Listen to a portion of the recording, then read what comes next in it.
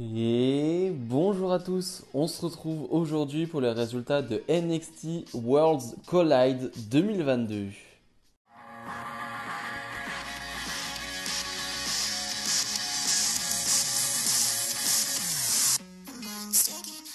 Avant de parler des matchs, comme d'habitude, n'hésitez pas à mettre le petit pouce bleu et à vous abonner. Voilà, ça fait toujours plaisir d'avoir du soutien, surtout pour ces vidéos sur NXT qui, je sais, touchent moins de personnes, beaucoup moins de personnes regardent NXT. Donc voilà, n'hésitez pas à me soutenir un maximum.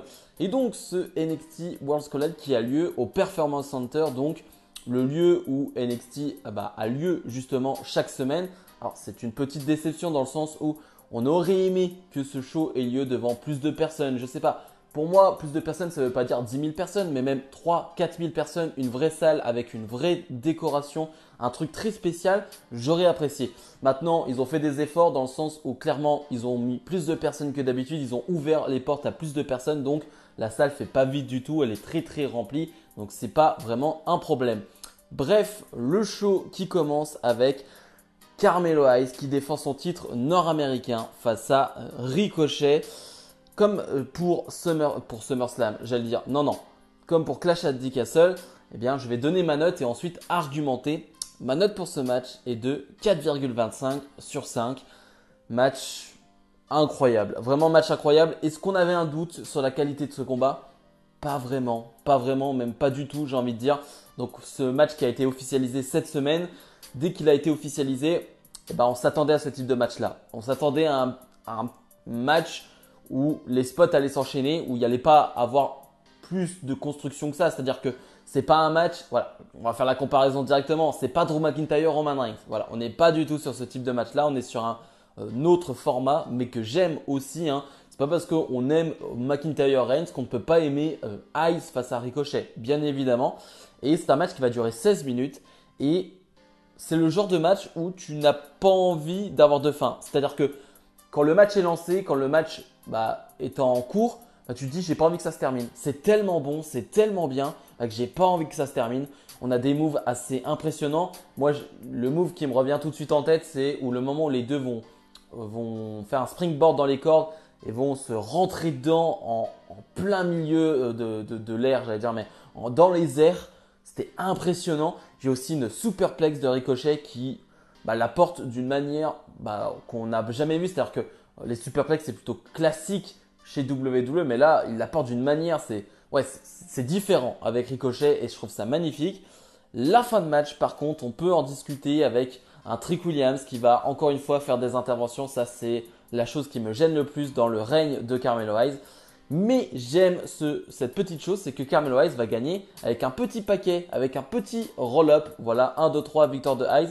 Donc Ricochet, pas une grosse défaite pour lui. Et surtout, Hayes qui est très malin sur ce coup. J'aime bien ce côté malin. S'il n'y avait pas eu l'intervention de Trick Williams, pour moi, c'était un match parfait de A à Z.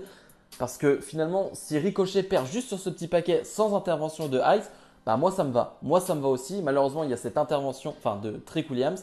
Mais voilà, ça n'entache pas la qualité du match, ça n'entache pas le fait que j'ai adoré ce match et c'était un très très bon combat pour commencer ce NXT. Maintenant, on va voir ce que ça va donner. Est-ce qu'on va avoir un rematch entre les deux? Je ne sais pas. Est-ce que Ricochet va directement repartir dans le roster principal? Est-ce que c'était qu'un one-shot? Moi, je pense vraiment que c'était qu'un one-shot. Ricochet va repartir faire ses choses du côté du roster principal. Mais voilà, il va falloir trouver quelqu'un maintenant de costaud pour Carmelo Hayes parce que là, c'est bon. Pour ceux qui pensaient que Carmelo Hayes n'avait pas de match référence à NXT, bon, je pense que maintenant on peut dire qu'il en a un. On enchaîne avec un match par équipe. On retrouve 4 équipes. Un match qui est donc là pour unifier les titres NXT Tag UK et NXT classique. Un match où on retrouve donc Gallus, Josh Briggs et Brooke Johnson, donc les champions par équipe de NXT UK.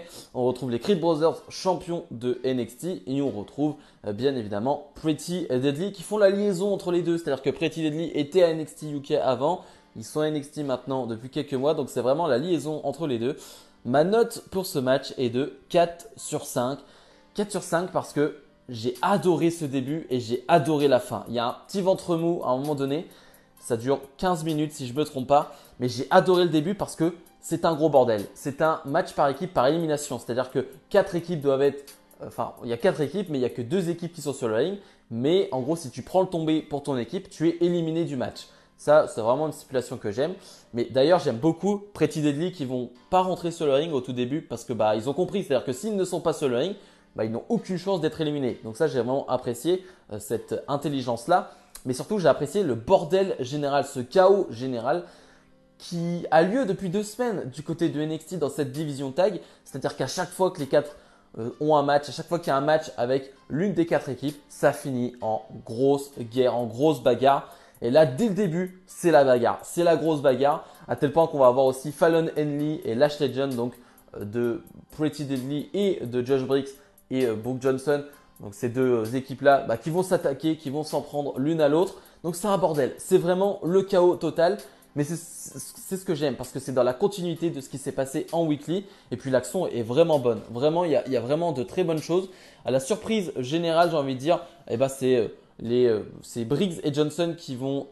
c'est Briggs et Johnson qui vont être éliminés en premier. C'est vrai que ça, je m'y attendais pas du tout. Les champions NXT UK éliminés en premier. Ensuite, là aussi, surprise, c'est Gallus qui va être éliminé en deuxième. Pour le coup, là non plus, je m'y attendais pas. On se retrouve donc avec un finale entre Pretty Deadly et Creed Brothers, un match qu'on a déjà vu et qui est vraiment bon, il n'y a rien à dire là-dessus. Il y a une énorme performance de Julius Creed, encore une fois. La performance de Julius Creed, c'est n'importe quoi, un an qu'il fait du catch et c'est un délire. Vraiment, c'est un délire ce qu'il est capable de faire sur un ring. Mais surtout, ce qu'on va retenir, c'est que l'arbitre va être mis au sol et il va y avoir un petit problème. C'est-à-dire que Damon Camp va s'en prendre à l'un des membres de Pretty Deadly. Mais il va pas faire que ça. Il va s'en prendre aussi à Julius Creed en mettant un grand coup de chaise, ce qui va donner la victoire aux Pretty Deadly 1, 2, 3. Donc les Pretty Deadly qui deviennent les champions unifiés de NXT. Plus tôt dans la soirée, on avait vu Roderick Strong se faire attaquer dans le parking. On ne savait pas par qui. Clairement, on peut deviner que c'était Damon Camp qui heel turn donc sur les Creed Brothers, sur Diamond Man. Je m'y attendais absolument pas. Pour le coup, je m'attendais à un truc avec Roderick Strong, voilà, parce que c'est depuis des semaines on s'y attend. Mais alors Damon Camp, je ne m'attendais pas du tout à ça. On va voir ce que ça va donner, où ça veut aller, parce que là, je suis très surpris, vraiment très très surpris, mais positivement. Damon Camp qui fait d'excellentes prestations ces dernières semaines, donc c'est peut-être une petite récompense d'avoir un petit push en solo. On va voir ce que ça va donner, mais je suis très très intrigué. On enchaîne avec le match féminin à 3 donc pour unifier le titre féminin d'NXT et le titre féminin de NXT UK. On retrouve la championne de NXT Mandy Rose, la championne de NXT UK Meiko Satomura, la légende Satomura, et finalement Blair Davenport qui s'introduit un peu là-dedans et qui surtout n'a rien à perdre. C'est elle qui n'a pas de titre, elle a tout à gagner. Donc ma note pour ce match est de 4 sur 5. C'est un vrai bon match de catch féminin, un match qui va durer 14 minutes. J'ai pas eu l'occasion de voir beaucoup de matchs de Meiko Satomura ces derniers mois, ces dernières années. J'en avais vu quand elle est arrivée au Mae Young Classic, etc. Mais j'ai pas vu grand chose de Meiko Satomura pour être honnête. J'ai pas vu grand chose de Blair Davenport, même je n'ai rien vu de Blair Davenport. Et j'ai vraiment adoré la prestation de Meiko Satomura. Vraiment, c'est une légende et elle a cette aura, elle a ce statut sur le ring. C'est-à-dire que dans le booking du match, j'ai adoré le fait que dès le début, on se mette à 2 contre 1 contre elle. L'air de dire, c'est elle la plus forte, c'est elle qui est imbattable sur le papier. On est obligé. On est obligé de s'en prendre à elle aussi parce que c'est elle aussi la babyface de ce match. Même si Mandy Rose, vu qu'elle est à NXT, elle va avoir beaucoup de champ pour elle. Donc ça, j'ai trouvé ça cool aussi. Mais en tout cas, Meiko Satomura qui fait une vraie performance de légende. C'est-à-dire qu'elle va revenir dans le match à chaque fois, mais avec un calme, avec une sérénité vraiment incroyable. Et tout est smooth avec elle, tout est fluide, tout est parfait. Il n'y a aucun faux mouvement, il n'y a aucune chose qui est faite alors qu'elle ne devrait pas être faite. Voilà, tout est fait à la perfection du côté de Meiko Satomura et ça donne envie de voir des matchs 1 contre 1 avec Meiko Satomura face à d'autres énormes superstars féminines de WWE. Donc on espère vraiment que Meiko Satomura va rester du côté des États-Unis pendant quelques temps. Ça, c'est pas sûr, ça on n'en sait rien, mais en tout cas, ce serait vraiment fantastique. Vraiment, ce serait vraiment fantastique d'avoir Meiko Satomura aux États-Unis pendant plusieurs mois, voire des années. Mais bref, la fin de match aussi, vraiment adoré cette fin de match où finalement Meiko Satomura arrive à porter son finish sur Mandy Rose et Blair Davenport. Mais il me semble que c'est plus Blair Davenport qui prend ce finish. Et finalement, Mandy Rose qui porte son coup de genou sur Satomura et Davenport. Mandy Rose qui va faire le tomber sur Davenport. 1, 2, 3, victoire de Mandy Rose qui devient la championne incontestée de NXT. J'avais pronostiqué soit Mandy Rose, soit Meiko Satomura. Le choix Mandy Rose me déplaît pas du tout. Voilà, moi vraiment j'aime beaucoup ce règne de Mandy Rose. J'aime bien aussi le fait qu'elle gagne clean ce match. Il n'y a pas d'intervention de Toxic Attraction. Là vraiment elle ressort très fort de ce match Mandy Rose. Pour moi vraiment c'est l'un des matchs où elle ressort le plus fort, voire le match où elle ressort le plus fort. Tu bats Meiko Satomura, tu bats Blair Davenport dans un match hyper important où tu n'as pas d'intervention, tu gagnes clean. Ah ouais, c'est une très très grosse victoire. On verra bien ce que ça va donner pour son règne. Quelles sont les prochaines challenges? On peut imaginer que Meiko Satomura finalement va dire bah moi j'ai pas pris le tombé donc j'ai le droit à un match 1 contre 1 contre toi et ça ce serait pas mal. Donc on va voir ce que ça va donner. Mais j'ai vraiment trouvé que c'était un vrai bon match qui a mis les 3 superstars en avant. Katana Chance et Kayden Carter défendent leur titre de championne NXT face à Doudrop et Nikki ASH. Ma note pour ce match est de 3,25 sur 5. C'est la moins bonne note du week-end. Je prends Clash at the Castle et donc Worlds Collide ensemble. Voilà, c'est la moins bonne note du week-end. Bon, 3,25 sur 5, c'est pas une mauvaise note. Hein. Vraiment, c'est un 6,5 sur 10. C'est loin d'être mauvais. Mais c'est le moins bon match du week-end. Déjà, c'est le match le moins intéressant sur le papier, je pense. Parce que moi, ça me fait pas rêver. Nikki ASH et Doudrop. Moi, Kayden Carter et Katana Chance, c'est l'une de mes équipes préférées, hommes et femmes confondus, du côté de WWE. Donc, j'ai hâte à chaque fois de voir leur combat. Mais là, c'était pas très bon dans le sens où tu as une grosse domination des heels pendant une partie du match qui est pas très intéressante. Vraiment, il se passe pas grand chose du tout. Heureusement, on a un bon hot tag de Kayden Carter qui arrive à bien emmener le public. Ça, elles ont vraiment réussi à le faire. C'est-à-dire qu'elles font des moves d'équipe, mais surtout, elles emmènent le public avec elles. Le public d'NXT est vraiment derrière elles à chaque fois. Ça, c'est une grosse réussite. Mais surtout, la fin de match qui fait débat avec Toxic Attraction, donc Gigi Dolin et Jessie Jane qui vont intervenir, qui vont gêner Nikki ASH et Doudrop. Et donc, Kayden Carter et Katana Chance vont en profiter pour gagner ce match. Un match donc de 11 minutes. On ne comprend pas cette fin, on ne comprend pas pourquoi Toxic Attraction vient comme ça intervenir dans ce match. Pour quelles raisons? En plus, est-ce que c'était vraiment utile de donner une victoire non clean à tes championnes face à une équipe comme Doudrop et Nikki ASH? Je ne crois pas. En plus de cela, c'est que depuis le début du show, il y a eu pas mal d'interventions. En tout cas, il y a eu pas mal de choses extérieures au match. Et là, tu refais quelque chose qui n'est pas du tout utile. Autant pour Trick Williams qui fait une intervention, allez, ok. Autant pour le heel turn de Damon Camp. Là, ça me va. Mais là, franchement, non. Là, c'est trop. Je trouve pas ça utile du tout. Je trouve ça vraiment bête. Et ça m'a un peu sorti du match. C'est aussi pour ça que la note a un peu baissé. De base, j'avais mis 3,50. Enfin, 3,5. Là, j'ai mis 3,25. J'aurais pu mettre 3 pour être honnête aussi. Mais voilà, je vais pas faire plus long. C'était pas un match qui mérite plus de temps que ça. Et le main event, peut-être le match que j'attendais le plus de ce week-end catch, Tyler Bate face à Bron Breakker, un match pour unifier les titres bien évidemment de NXT UK et de NXT. Ma note pour ce match est de 4,5 sur 5. Un match qui ne m'a pas déçu, un match qui a répondu vraiment à mes attentes. Comme je le disais, c'était un match que j'attendais énormément. On a deux des plus jeunes grosses superstars WWE, c'est-à-dire que ces deux superstars qui sont très jeunes, 25 pour Tyler Bate, 24 pour Bron Breakker, et qui ont montré des choses, surtout pour Tyler Bate pour le coup, c'est-à-dire que Tyler Bate est là depuis qu'il a 18-19 ans, donc c'est assez comparable avec Bron Breakker. Mais ce qui est sûr, c'est que à l'avenir, on peut imaginer ces deux-là se revoir dans de plus gros événements, dans le roster principal. Ça, c'est quelque chose qu'on peut totalement imaginer, vu leur niveau, vu leur progression. C'est quelque chose à imaginer. Mais bref, pour en revenir au match, c'était fantastique. Vraiment fantastique. J'ai adoré la construction du match avec tout d'abord un Tyler Bate qui va jouer sur la technique au sol. Il va essayer d'être rapide. Il va vraiment énerver Bron Breakker. Bron Breakker, au début du match, on le voit sourire après ses jeux techniques. À chaque fois qu'il se fait avoir, il fait un petit sourire, l'air de dire « Ok, tu m'as eu. Ok, pas de souci. » Sauf que Bron Breakker, ça va l'énerver assez rapidement et il ne faut pas énerver Bron Breakker parce que quand il frappe très fort. Donc j'ai vraiment adoré ce truc de technique face à gars hyper costaud, hyper musclé, Mais Braun Breaker est capable aussi de suivre dans cette technique, alors pas au niveau de Tyler Bate bien évidemment, mais il est capable de suivre un mouvement. C'est ce qui est bien avec Braun Breaker, c'est qu'il ne sera jamais largué. Il n'est jamais largué, peu importe ce que l'adversaire va faire, tu ne le sens pas mal à l'aise. Il est toujours à l'aise dans ce qu'il fait.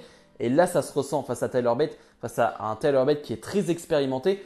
Et bah, Braun Breaker déjà est le heel de ce match entre guillemets parce que le public est totalement acquis à la cause de Tyler Bate.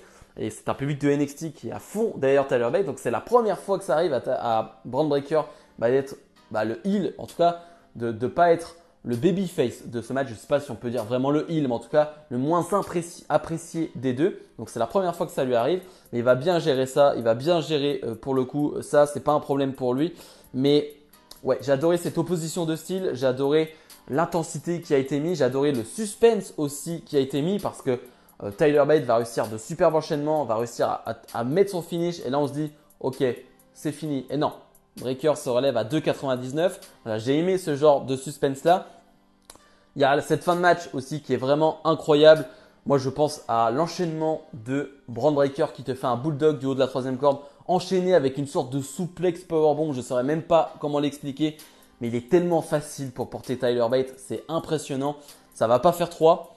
Et finalement, ce finish où Breaker, comme d'habitude, décide de découper son adversaire. Breaker qui a pour moi le meilleur spear du business, en tout cas le meilleur spear chez WWE. On voit beaucoup de spears chez WWE, que ce soit Goldberg, John Cena, j'allais dire, non, Roman Reigns ou Edge. Mais vraiment, le spear de Braun Breaker, c'est autre chose. Pour moi, on est à un autre niveau. On est vraiment à un autre niveau. Et Braun Breaker va gagner ce match avec ce spear. Donc, Breaker qui devient le champion incontesté de NXT. Cette fin aussi est vraiment bien avec Tyler Bate qui va remettre les titres à Breaker. Et les deux vont se faire un câlin. Et Breaker vraiment, voilà, ils se disent des mots, les deux, on ne les entend pas. Mais je pense qu'il y a beaucoup de fierté et beaucoup de fierté, mais surtout le fait d'être deux jeunes qui ont fait ça. Et surtout pour Braun Breaker, il y a beaucoup de respect, je pense, pour Tyler Bate.